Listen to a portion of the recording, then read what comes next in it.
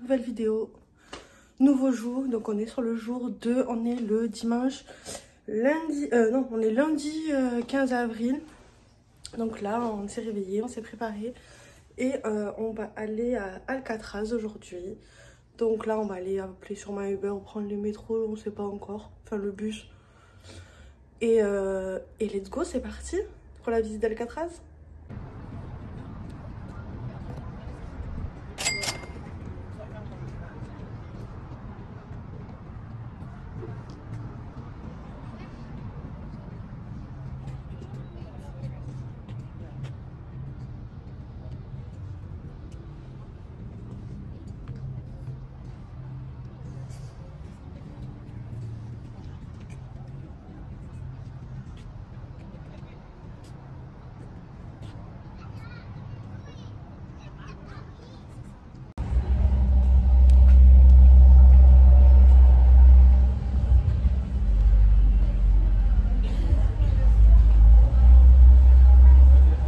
On vient de se prendre un petit déjeuner, 2 croissants et 2 jus d'orange. Je vous laisse deviner le prix. C'est de 20 balles. 22,50 € contre 2,100 et un croissant. Voilà. J'ai laissé mon rein à la caisse en bas là.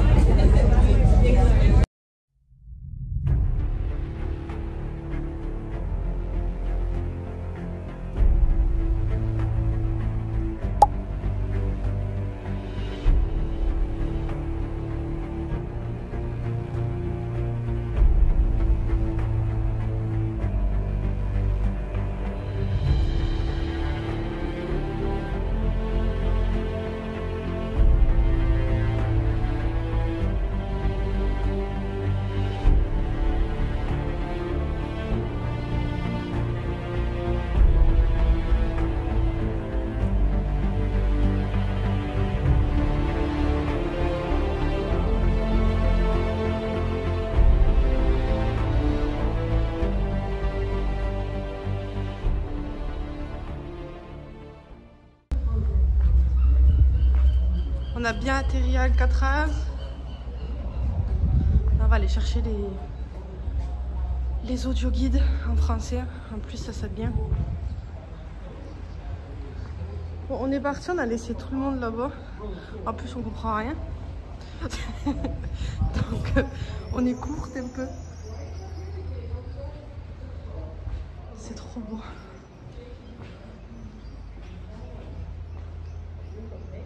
Oula. Oh, il a une patte en moins, le pauvre. Regarde, il a une patte en moins. Oh, il me regarde bizarre.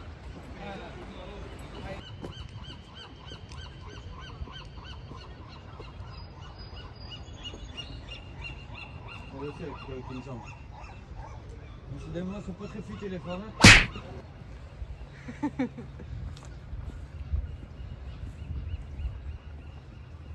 C'est grand, hein?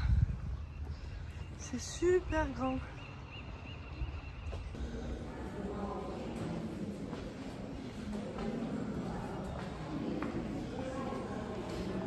On va aller prendre les audio guides là.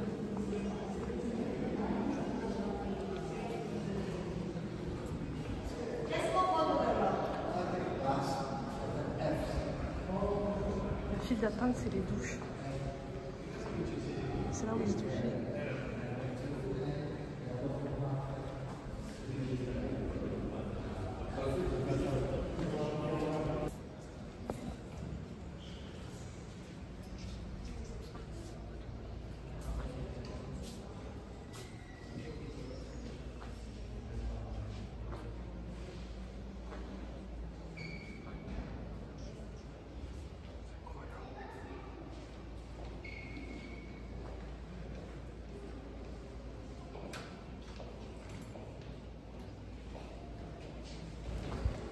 Donc pour que vous compreniez bien, là on se dirige donc vers les couloirs.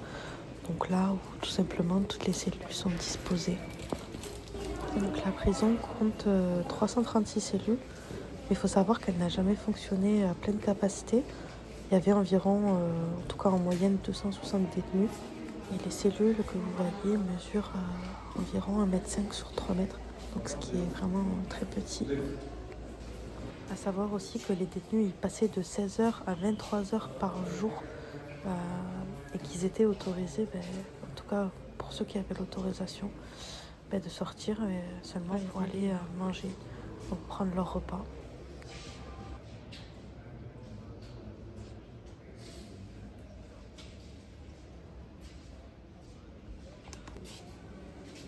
Le règlement intérieur sur le règlement intérieur sur la table.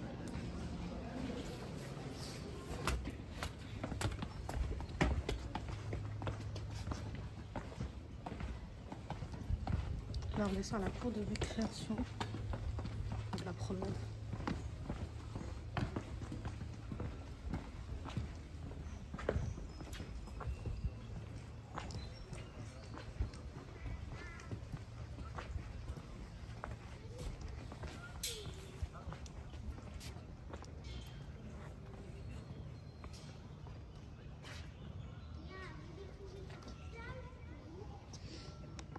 Ils disaient que même quand ils avaient froid et tout, ils y allaient quand même.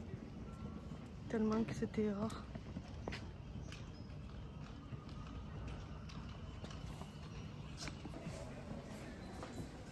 Là, on est en bloc D.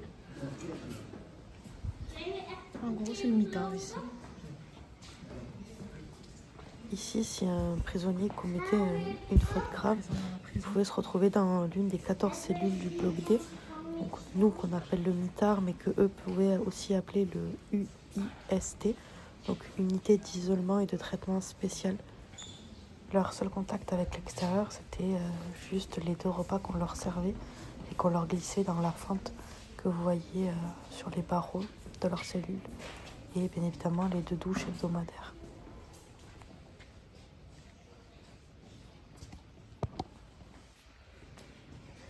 Donc les personnes que vous voyez sont des prisonniers célèbres qui ont été enfermés à Alcatraz, donc notamment comme Scarface, Birdman, Machine Gun, donc qui ont bien évidemment connu les conditions difficiles de la prison.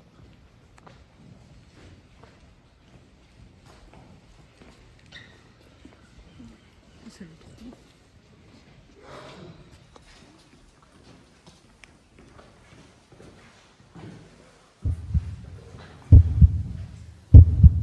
J'avoue la chucotte.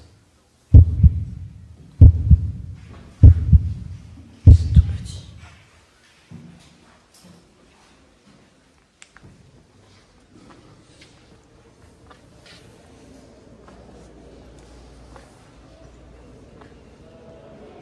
Ça, c'était la bibliothèque de la prison.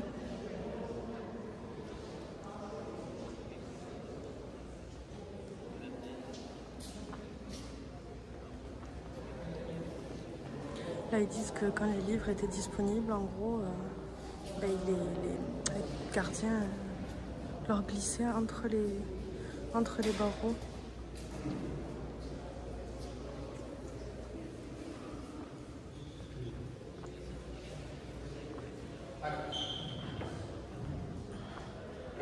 Il y a encore les stagiaires et tout. Je sais pas trop qui c'est.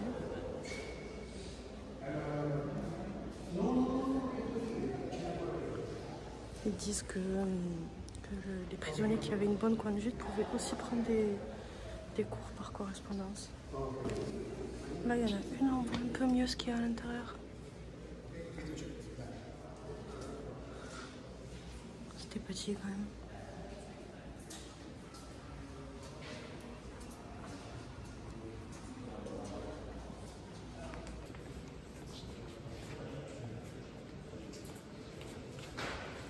Ils disent que le soir, entre 6h30 et 7h30, ils jouent de la musique.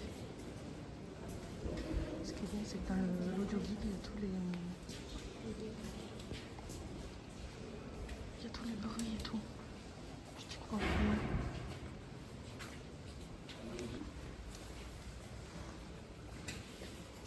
C'est ce que je disais. La musique.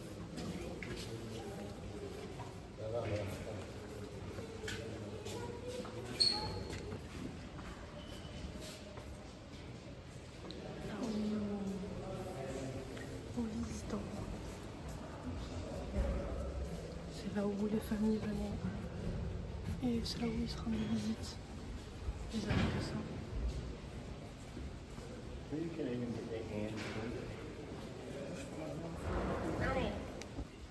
Et là, c'est là où venaient les familles. Voilà, elles venaient par là. Ils pouvaient se toucher que par ici.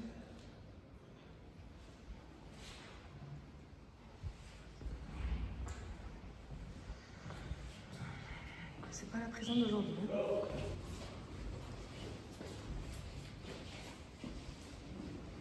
Là, il raconte l'évasion.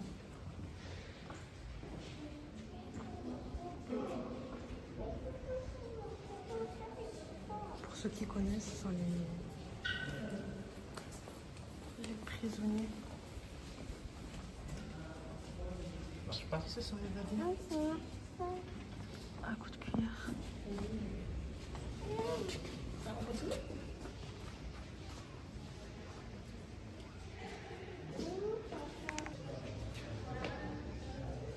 Ils ont fait un trou énorme. Il avait mis une fausse tête, 10. Et quand le gardien est arrivé, la tête elle est tombée. Et c'est là qu'ils se sont rendus compte qu'ils se sont évadés. Ça rejoignait à la cellule. C'est par là qu'ils se sont évadés après.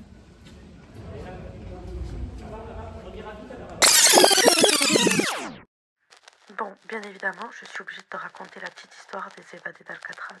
Alors, si ça t'intéresse pas, tu peux passer de quelques minutes. Et si ça t'intéresse, ou que tu ne la connais pas, alors reste ici, tu peux apprendre beaucoup de choses. La fameuse nuit du 11 juin 1962, 3 évadés d'Alcatraz s'échappent. Frank Morris, ainsi que les 2 frères Clarence Anglin et John Anglin. Allen West était le 4e complice, mais n'ayant pas creusé un trou assez grand, et malgré l'aide de Clarence Anglin, il n'a pas réussi à s'échapper. Pour creuser leur trou, ils vont s'équiper de lames de scie oubliées dans un couloir et de cuillères aiguisées qu'ils ont volées au réfectoire. Après plusieurs mois, ils atteindront le couloir et bien évidemment pour passer inaperçus, ils vont fabriquer de fausses grilles d'aération avec du carton. Pour leur faux visage, ce sera du papier mâché qu'ils auront fait avec du plâtre, des pansements, du papier toilette et bien d'autres. Et bien sûr, pour que leur faux visage fasse vraiment réaliste, ils iront récupérer des cheveux au coiffeur de la prison. À 21h30, après l'extinction des lumières, les 3 évadés vont placer leur faux visage comme je vous ai montré et expliqué dans leur lit afin de bien évidemment tromper les gardiens. Après être passés dans leur trou, ils vont s'introduire dans les conduits comme je vous ai montré sur la vidéo juste avant. Ils vont grimper un tuyau de 9 mètres de haut pour atteindre le toit, traverser environ une trentaine de mètres, éviter bien évidemment les projecteurs et descendre le long d'une conduite de 15 mètres. Après avoir franchi tous ces obstacles ainsi que le mur barbelé qui dans mes souvenirs était d'environ 4,30 m, ils arriveront à la rive nord où ils déploieront leur radeau fabriqué également eux-mêmes. Bien évidemment, quand les gardiens se sont rendus compte que les 3 évadés n'étaient pas dans leur cellule, ils ont directement donné l'alarme. Quant à Frank Morris, Clarence Anglin et son frère John Anglin, ils resteront présumés morts noyés car jamais retrouvés. Mais un corps jamais retrouvé peut également dire que les 3 évadés auraient peut-être réussi leur coup. Voici à quoi pourrait ressembler leur visage plus de 60 ans plus tard. Bien évidemment, ce sont des portraits robots effectués. Bien évidemment, ma version est la plus courte, mais si l'histoire des évadés d'Alcatraz vous intéresse ou la prison d'Alcatraz directement, vous avez des reportages ou le film de Clint Eastwood dans les années 1970 qui est très intéressant. Ici, c'était que pour les noirs. C'est l'année pour Broadway. Parce que les blancs et les noirs étaient séparés.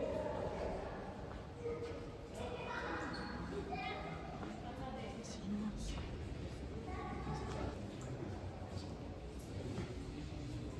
Ils disent que ils ont essayé de placer les noirs avec les blancs, les mexicains et tout, mais que c'était impossible. Qu'il y avait trop de blancs hostiles. Que même les gardiens noirs, il y en avait très peu, qu'ils avaient peur que noirs en fait prennent beaucoup d'ampleur. Là on va au réfectoire.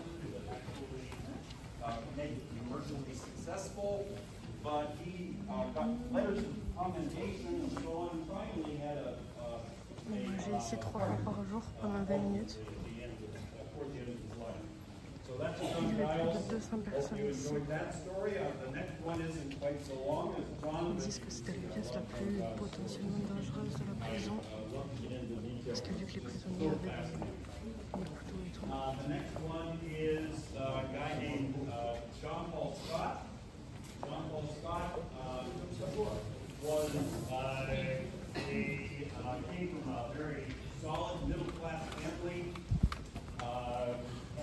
Ils ont mis des gaz lacrymogènes en haut. Du coup, ils ont surnommé la chambre à gaz. Ici, la cuisine.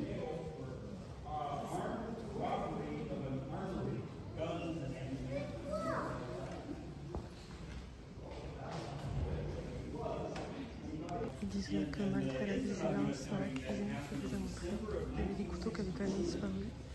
Qu'il y avait eu 3 prisonniers qui étaient morts.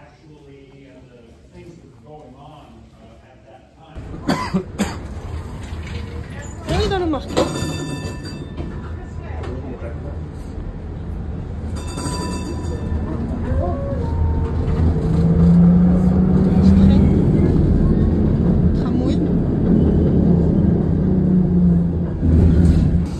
On a fait un 4A, c'était super. Et là, on va aller à Chinatown, faire des quartiers chinois, tout ça. On va voir pour essayer de manger. On aimerait trouver un bureau de change là. On va voir.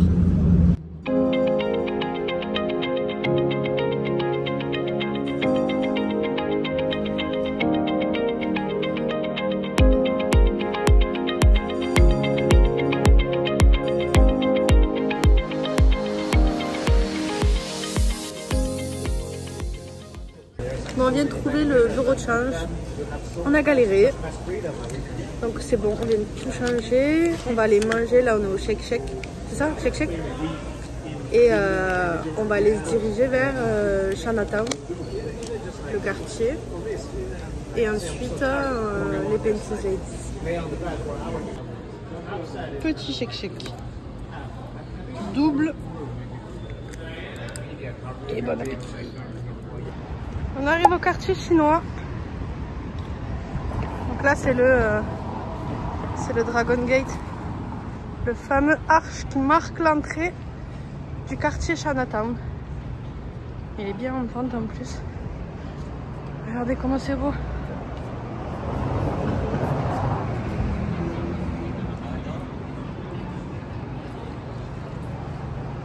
Il y a plein de magasins, de restaurants, on va aller un peu voir ça. C'est trop joli. Il y a plein de petits magasins avec des œuvres d'art. Bon, après il y a des petits magasins chinois donc qui les vendent ça va pas trop cher. Comme là. Il y a un peu de tout. Les bacs.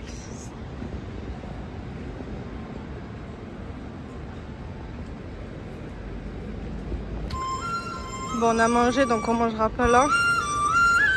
Mais pour ceux qui veulent manger, il y a plein de petits restaurants.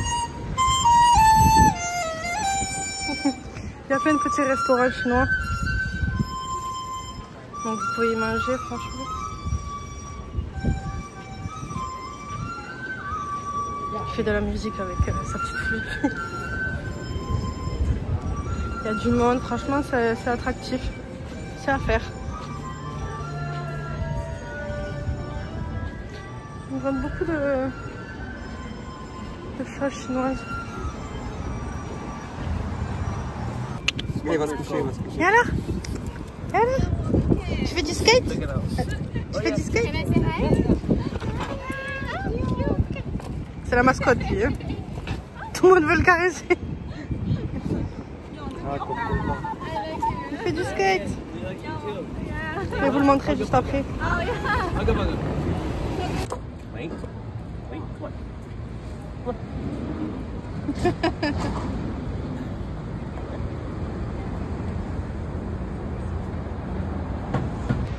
On passe à côté du fameux cable car. Bon là on est au terminus, c'est là où il fait demi-tour. Et après il longe tout là-bas. C'est les plus anciens. Ils sont trop beaux. Ils les font tourner et ils repartent là-bas.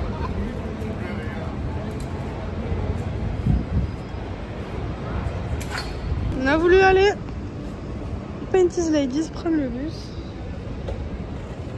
Et il nous est passé sous le nez. Sous le nez il nous est passé. On va attendre l'autre.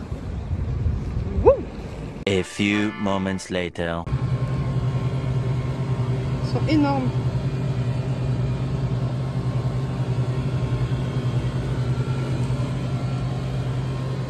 Il y en a plein. Pour tous les goûts.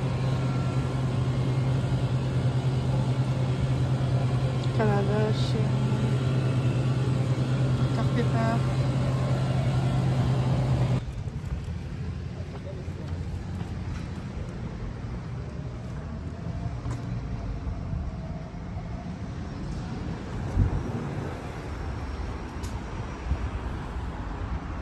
Ça a monté.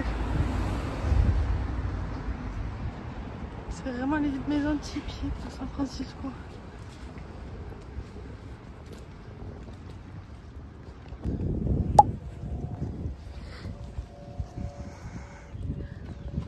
Alamo Square. Petit parc pour les chiens.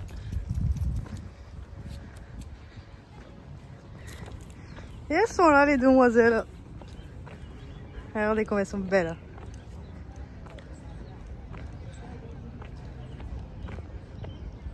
Avec cette drôle de dame là. Et on se prend le goûter. Fanta, fraise pour moi. Coca pour monsieur. Et des cookies. On fait une petite boline. Je vous fais la petite minute histoire. C'est les plus anciennes maisons de San Francisco qui ont été construites dans les années 1800. Et en fait, elles se différencient avec normalement des couleurs assez vives et un style victorien un peu. Elles sont trop belles. Il y en a 7 de couleurs différentes. On les voit pas trop là, les couleurs différentes, mais on les aperçoit bien quand même.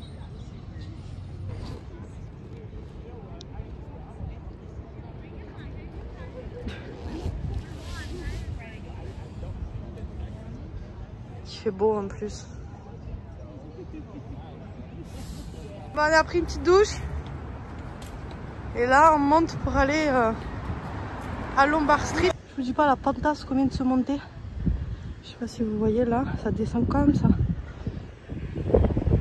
Pour aller à Lombard Street. Donc là vous avez Lombard Street. Je vais essayer de vous filmer mieux. Je vous laisse juste admirer. Regardez ce beau paysage.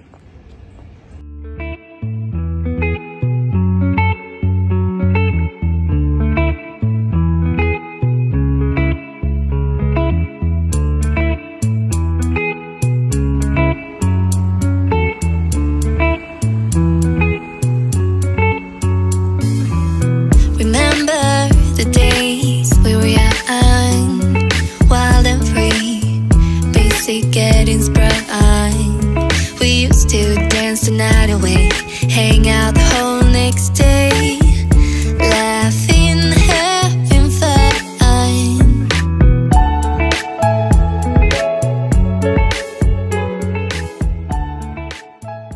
Lombard Street, c'est la route la plus sinueuse des USA. Je sais pas si vous voyez bien, mais voilà, c'est que des tournis, du moins des virages.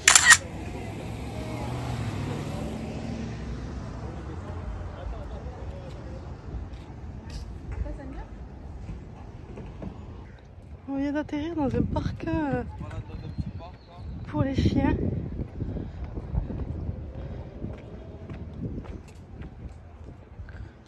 En plus, sais pas si vous voyez, de loin on voit l'île d'Alcatraz là-bas. C'est trop beau. Tout est trop beau. Tout est beaucoup trop beau. Tous les filles.